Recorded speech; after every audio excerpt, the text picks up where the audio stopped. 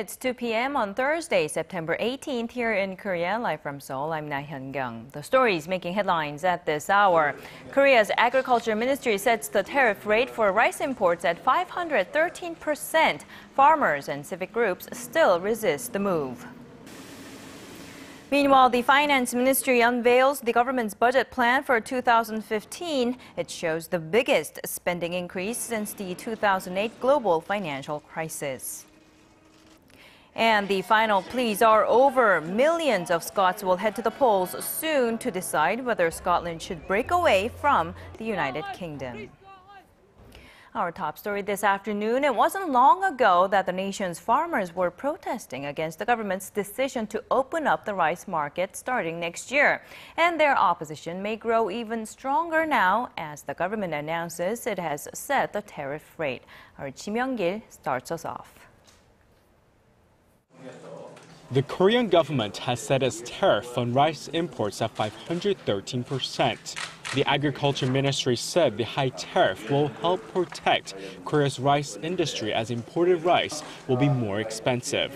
Lawmakers from the ruling Saenuri Party also said imposing high tariffs was the only answer to help locally produced rice compete with the influx of imported rice on the market. The move comes as the country is set to liberalize its rice market from next year. The ministry said the proposed tariff rate will be submitted to the World Trade Organization before the end of this month. If the rate is confirmed by the WTO, the proposed tariff will go into effect on January 1st of 2015. However, it could be months until the process is finalized, while the WTO assesses whether the tariff rate proposed by Korea is appropriate. Korea had been allowed to delay the opening of its rice market under a WTO quota agreement in 1993 in exchange for gradually increasing its mandatory import quota, which reached more than 400,000 tons this year. The agreement with the WTO requires Korea to continue importing the mandatory quota even after the market is opened next year at a 5% tariff rate. The government decided to open its rice import market as it is keen on protecting its own production in the light of declining domestic rice consumption. However, farmers and civic groups oppose the move, saying it will hurt their livelihoods and the local rice market. Ji Myung-gil, ARIRANG News. The Finance Ministry has laid out its budget plan for next year. The spending is being raised by the largest amount since the onset of the 2008 global financial crisis. Ministry officials say their expansionary policies are necessary to pull the economy out of a low-growth trap. Our economics correspondent Hwang Ji-hye has the details. The Korean government on Thursday unveiled its biggest spending increase in 7 years for 2015, underlining its determination to get the nation's economy back on a normal growth track.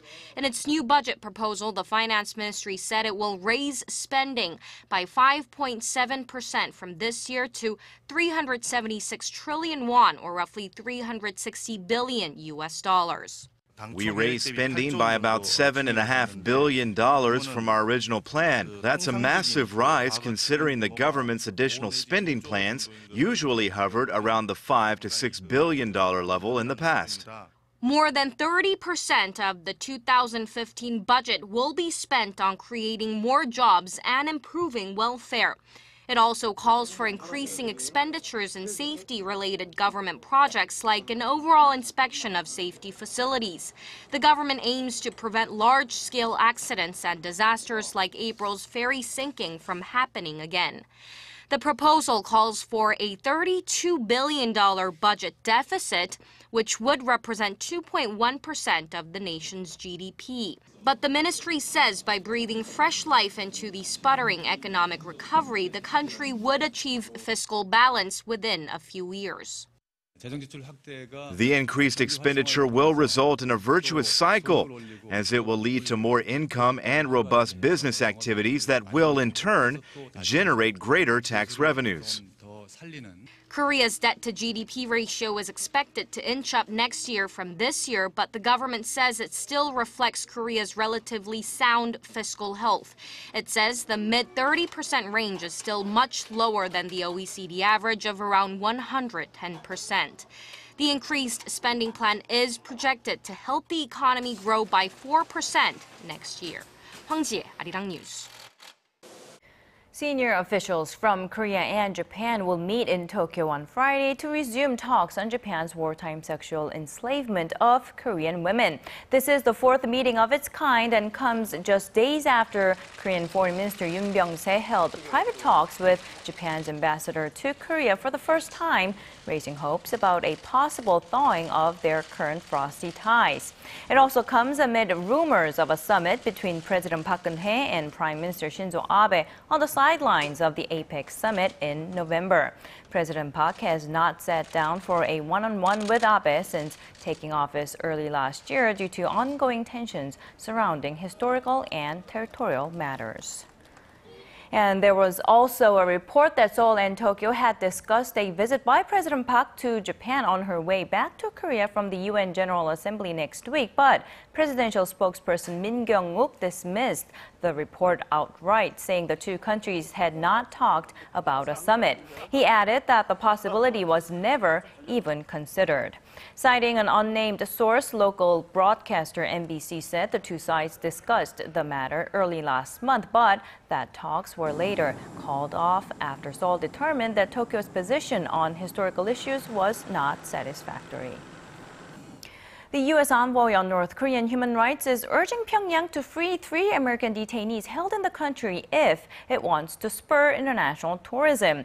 In a column published in the Washington Post on Wednesday, Robert King said releasing the U.S. citizens would be the start of reducing the risk of traveling to North Korea.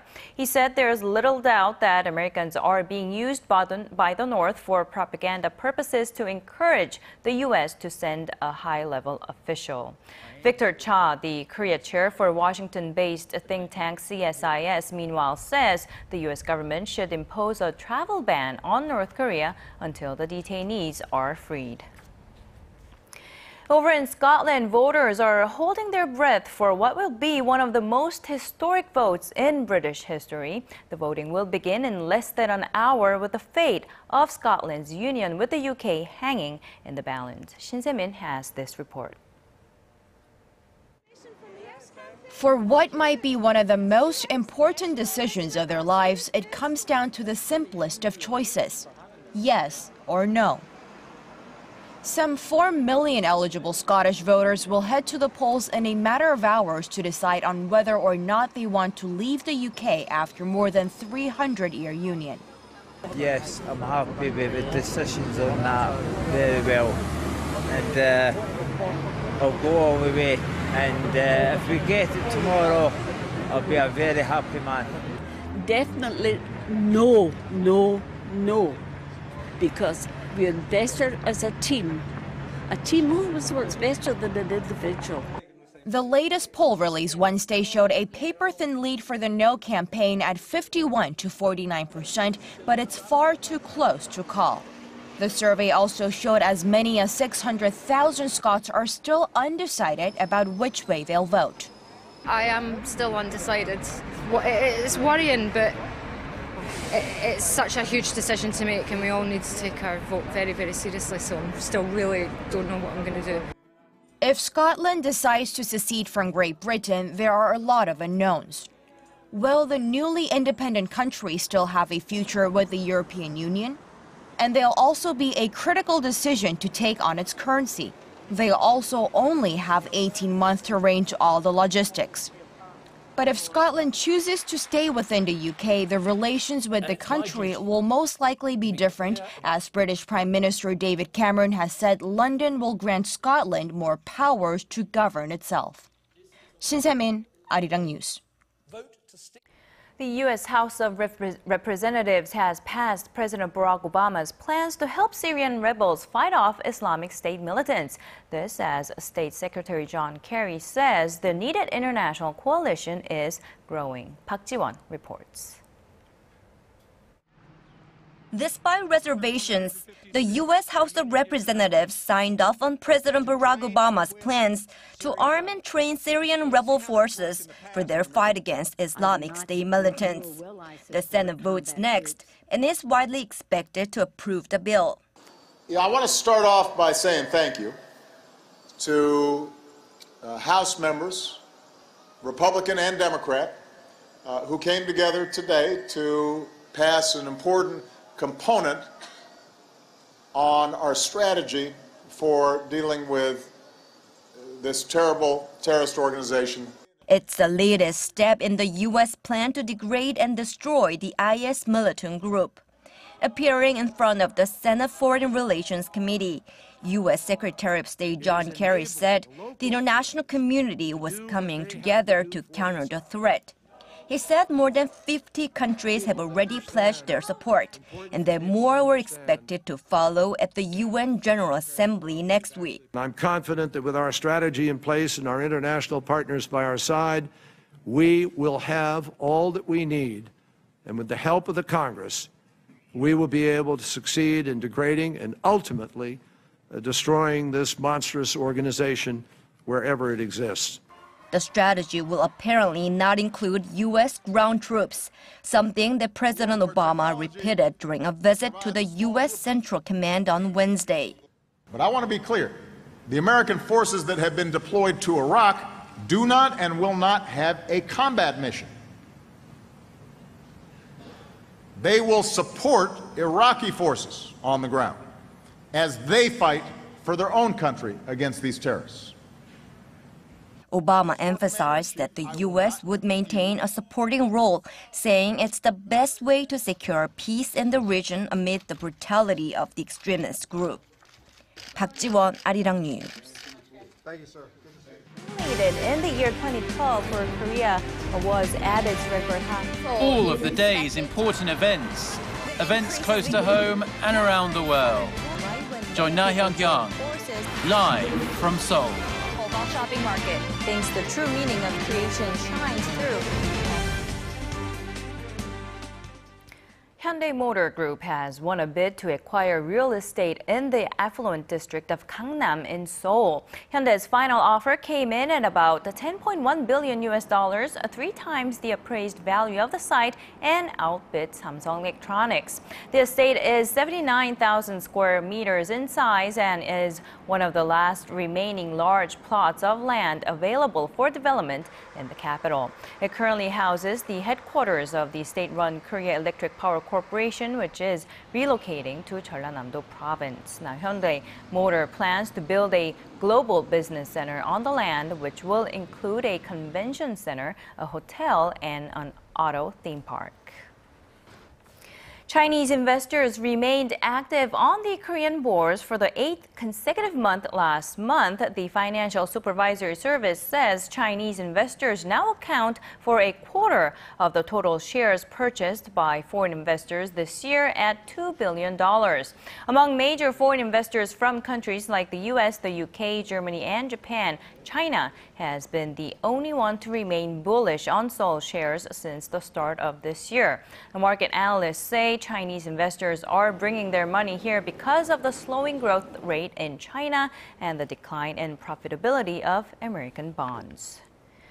And it's not just the bourse where Korea is seeing more Chinese input. Korea has become one of the most visited countries by Chinese tourists, and with China's National Day holiday just around the corner, a record number of visitors are expected to fly across the West Sea. Kim Min-ji tells us more. China's week-long National Day holiday kicks off on October 1st this year. Around 160,000 Chinese tourists are expected to flock to Seoul, up 35% from the same period a year ago. Then exactly how many Chinese tourists come to Korea? Nearly 8 million foreign tourists have visited the country this year as of July. Of them, around 3.4 million were Chinese visitors, meaning 4 in every 10 foreign tourists were Chinese. And it's a trend that's likely to continue. The total number of Chinese visitors is expected to reach 5 million next month and 6 million by the end of the year. Korea's tourism industry is getting a nice boost from the surge. Chinese people are much wealthier than they used to be, with their gross national income per capita standing at around $6,700. And they aren't shy about spending while they're here either. Data shows Chinese visitors were the biggest tourist spenders in 2013, with individuals shelling out about $2,300 on average, up 80% from 2008. Kim Min-ji, ARIRANG News.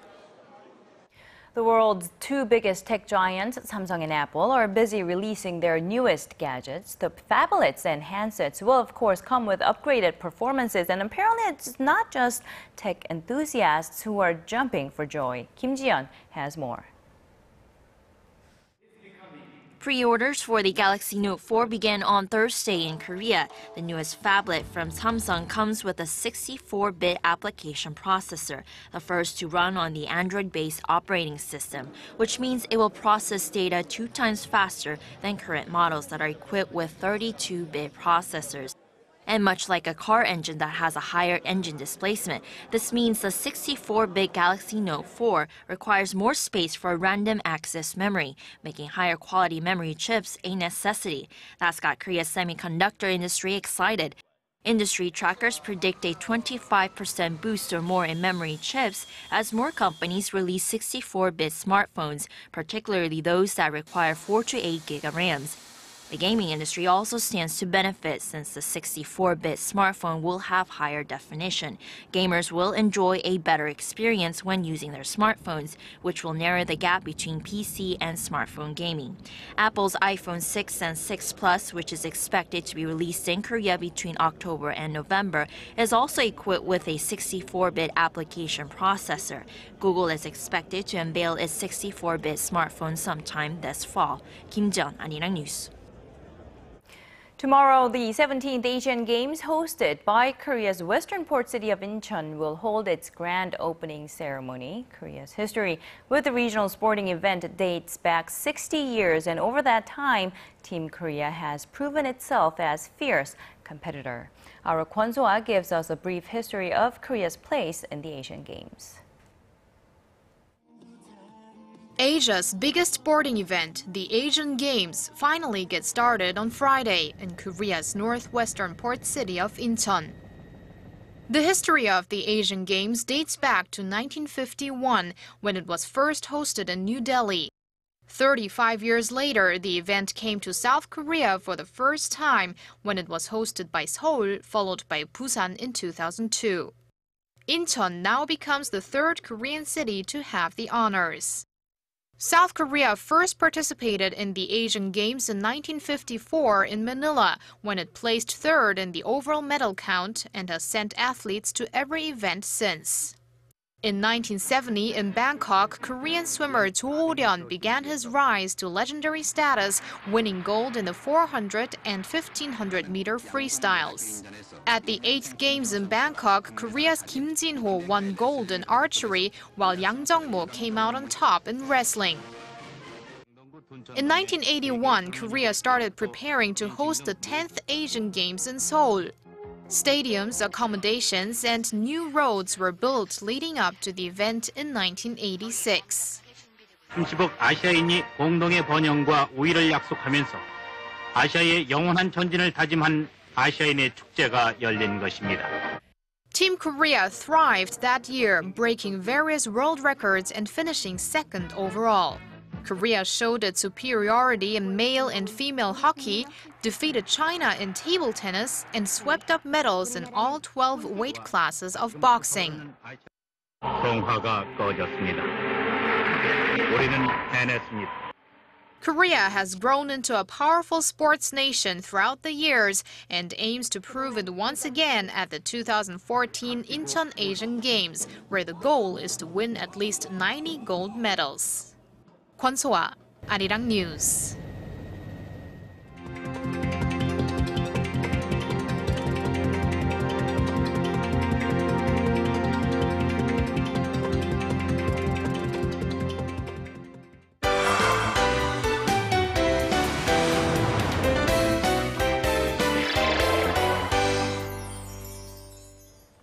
It's time for arts and culture, and today we are going to talk about traditional Korean dance, which has been developing for hundreds of years, taking on different styles and forms along the way. For that, we have our Im Yoon-hee in the studio. Good afternoon, Yoon-hee. Good afternoon. So when you think of this type of dance, you tend to think more of hanboks or more traditional Korean type attire.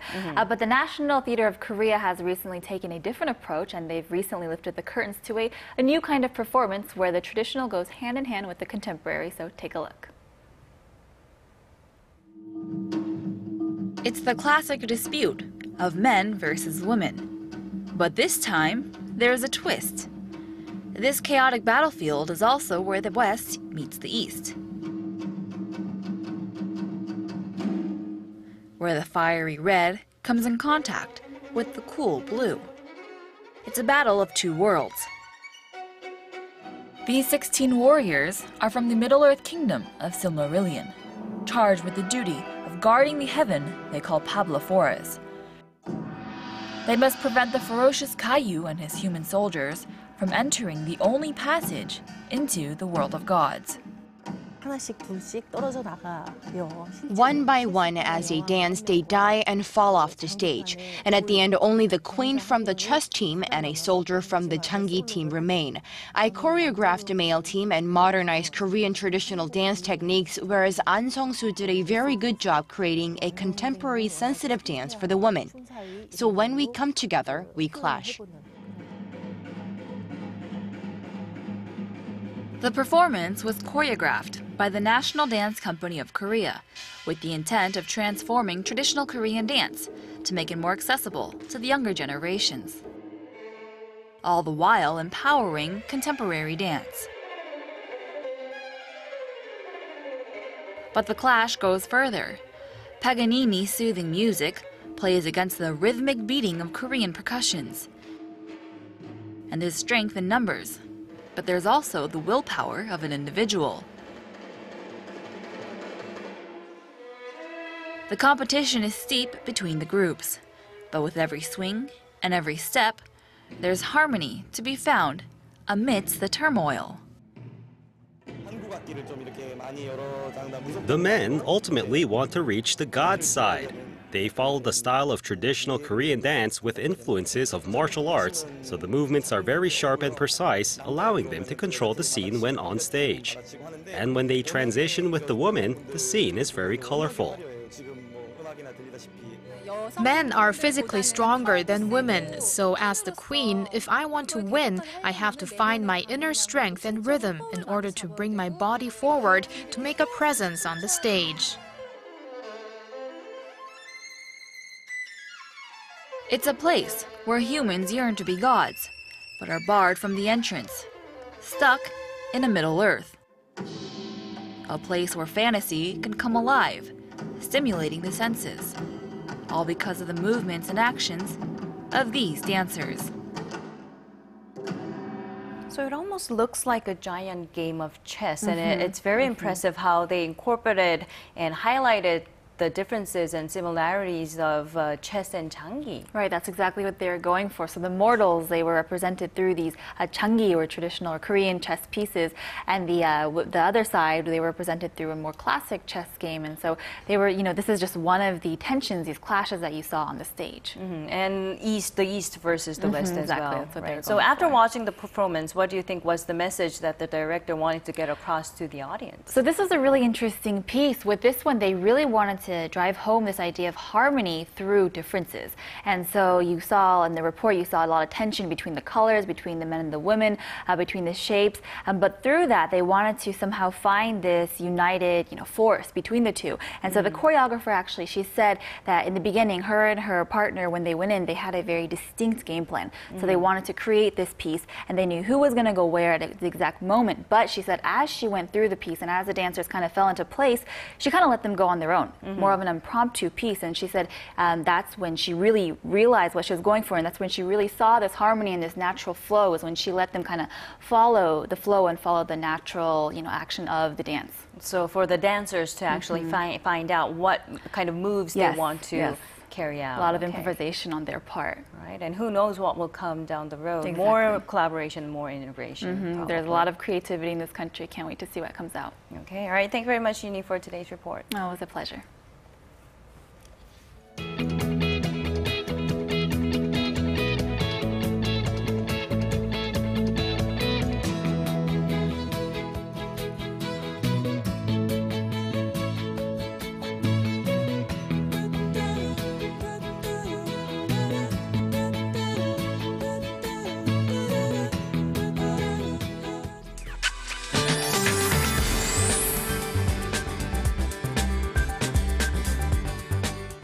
Good afternoon, I'm Michelle Park here with the latest weather forecast. The bright sunny skies have returned to Seoul, and although other regions are looking up to cloudy conditions, down on Jeju Island from yesterday continues with the 20 millimeters of rain in the forecast this afternoon.